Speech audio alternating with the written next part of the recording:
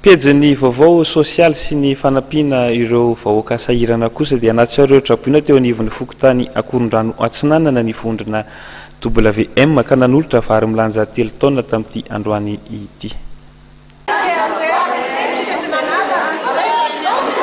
Vary milanja 530 kilao isaky ny fianakaviana. Ireo no fanampiana raha-tsakafo nomeny ny vondrona WM ho an'ireo trabonina 770 fianakaviana.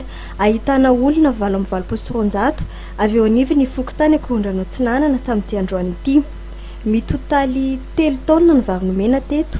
Vatsy anampy betsaka azy ireo tsy natolotra ity satria tokoa ny vary dia foto-tsakafo malagasy araka nambaran-Dramatoa Julian Andriambelo, tale général ny vondrona midi Madagasikara.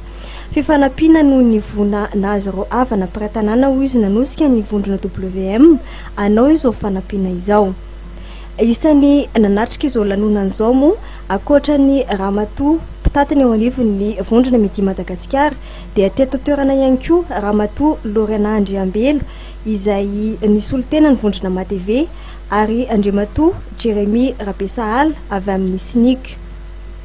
Hita soritra teny amin'ireo mpahazo tombontsoa ny hafaliana tamin'ity fanampiana natolotra androany ity. Makasitraka ny WM zany amin'izao fanampiana meno ny trabony izao. Dia misaotra era-po era-tsaina. No ataonay amin'ny fokon'olona eto Akorondrano Atsinanana izay namonjy anay zany dia misaotra betsaka amin'ny WM zany fa tena faly tokoa izay. Hatramin'ny volana janoary teo no efa noraisina teo anivon'ny birapokitanina Akorondrano ireto trabona ireto. Izy ireo izay ny ampahany maro dia manana trano dibo-drano na rava noho ny rotsakorana. Olana ho an'ireto trabona ireto ny sefim-pokotany ny fiverenana amin'ny trano rehefa miaritra ny rano.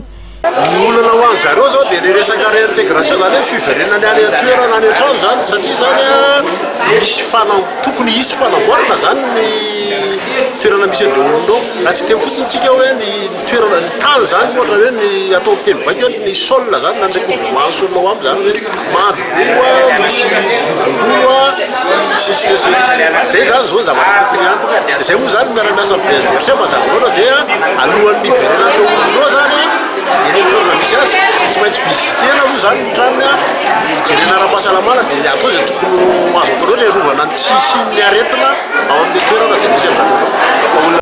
Manoloana ny ahian'ireo trabona mikasika ny fandaminana amin'ny famondrana ny trabona rehetra eny Antotapenaka dia nanambara kosa ny sefim-pokotany fa tsy mbola nisy aloha hatreto ny toromarika amin'ny hamondrana azy ireo.